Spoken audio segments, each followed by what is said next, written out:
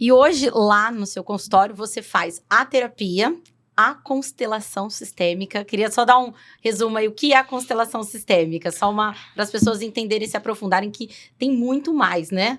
Que só a terapia. Lá no consultório, a gente atende a psicanálise, né? Então, eu trabalho com a psicanálise, que a gente trabalha o inconsciente individual das pessoas. Então, a gente entende que a nossa mente é 5% consciente, 95% inconsciente. Então, a maioria das coisas que a gente faz sem saber conscientemente por que a gente faz. Então, são traumas, dores, padrões ali que a gente tem no nosso inconsciente, que aquilo tá fazendo a gente se comportar no mundo e a gente não sabe conscientemente o porquê. Então, a gente trabalha na terapia psicanalítica o inconsciente individual e na constelação sistêmica a gente trabalha esse inconsciente familiar, esse inconsciente sistêmico aí. Todo lugar, a empresa, a família, o ambiente escolar, todos os lugares que a gente vai, eles têm uma organização de um sistema. Então, a gente, na constelação sistêmica, a gente vai entender essa organização para ver se ela está de acordo com as leis que a gente trabalha dentro da constelação. Que leis são essas? Pertencimento. Todo mundo precisa pertencer dentro de um sistema familiar, empresarial. Então, a gente precisa acolher todo mundo, fazer todo mundo se sentir parte desse sistema. Hierarquia.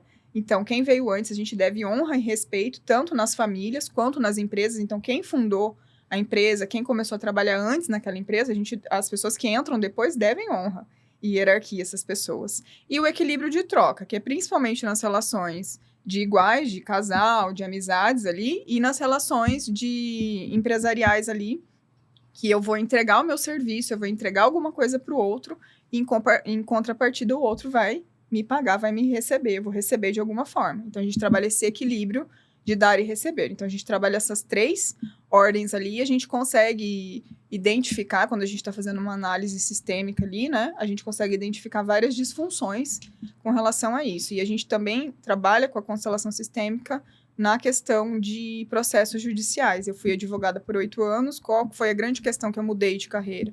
Foi do direito ser uma área que só olha para o processo.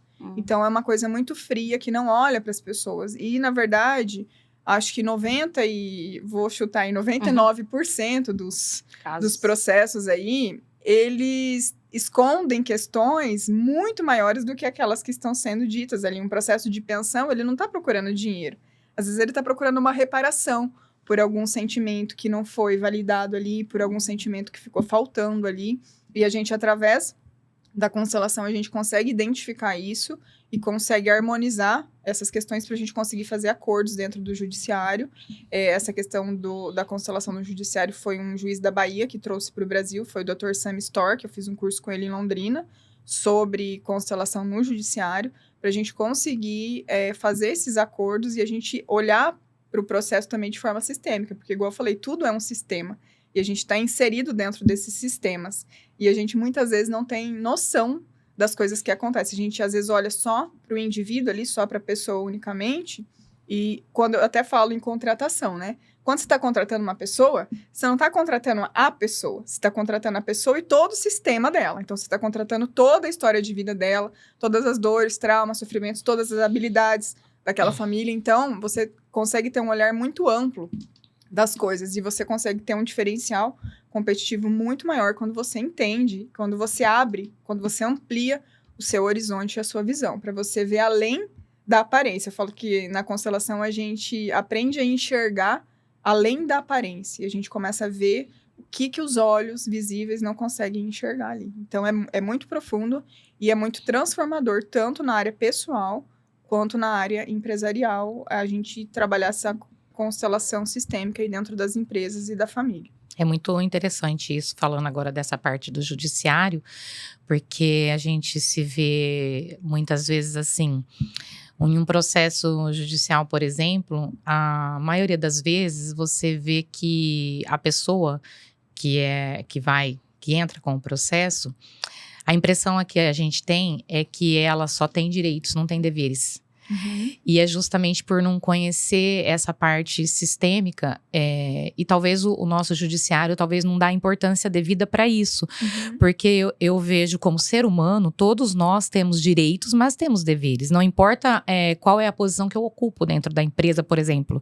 Se eu sou o proprietário, se eu sou o patrão, se eu sou o gerente, isso não importa. Eu tenho obrigações né, tenho deveres, né, direitos e deveres. Mas o colaborador também tem direitos e deveres. E num processo judicial sempre se vê só falando sobre os direitos e os deveres. Ela cumpriu todos os deveres, então vamos equilibrar essa balança, né?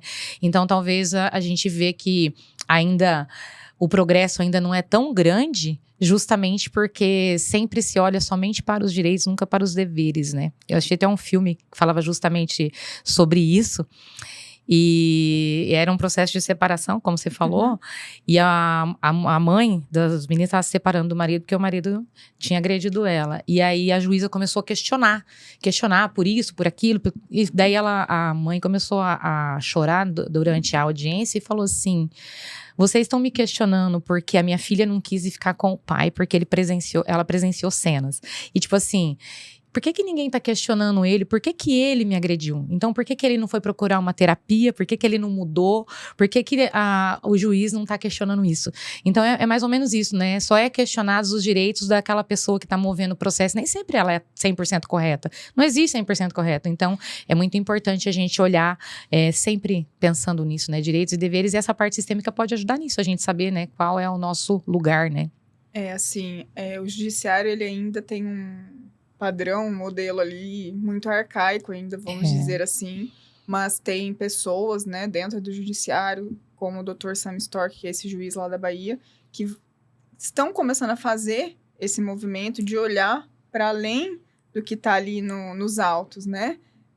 A constelação do judiciário é o que está além dos autos ali, né? O que é invisível aos autos ali que a gente precisa entender e a gente observar, mas é o que você falou, qual que é o símbolo da justiça? É uma balança. Então, a gente precisa equilibrar essa balança. E muitas vezes, quando eu vou atuar, por exemplo, num processo como advogada, eu vou defendendo o meu cliente como se ele tivesse total razão, 100% de razão. E muitas vezes eu preciso ter um olhar um pouco mais amplo daquilo. Peraí, qual que é a responsabilidade do meu cliente nisso que está acontecendo com ele? Porque quando a gente não tem essa visão sistêmica, é isso que a gente faz dentro da advocacia. Então tá, então você tá certo e o outro tá errado. Então eu vou te defender e vou acusar o outro ali, né? E não é assim que funciona. Eu vou defender o direito do meu cliente, não o meu cliente. Eu vou defender o direito dele. Então vai até o limite do direito dele, mas muitas vezes isso não é respeitado. Vai até o limite né? Vira uma briga ali, ao invés de ser uma coisa para trazer uma pacificação. Porque qual que é o objetivo da justiça? Trazer a pacificação social.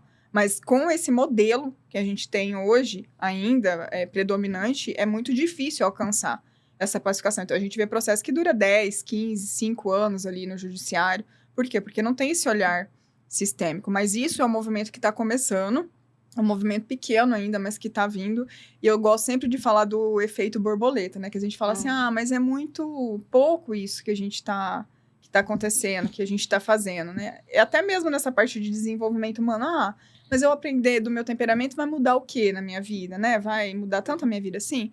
Mas é o efeito borboleta, que o bater das asas de uma borboleta aqui pode causar um tsunami do outro lado do mundo. Então, o movimento que você faz aqui, por menor que seja, por menor que pareça ser, ele pode trazer uma transformação tão grande que você não consegue nem imaginar. Então, a gente não pode negligenciar os pequenos movimentos, as pequenas mudanças e as pequenas atitudes que a gente vem trazendo aí nesse movimento de autoconhecimento, que não era uma coisa vista, nesse movimento de olhar o judiciário de uma forma mais sistêmica e das famílias de uma forma mais sistêmica. Ainda é um trabalho de formiguinha, esse bater das asas de borboleta aí, mas que vai fazer muita diferença.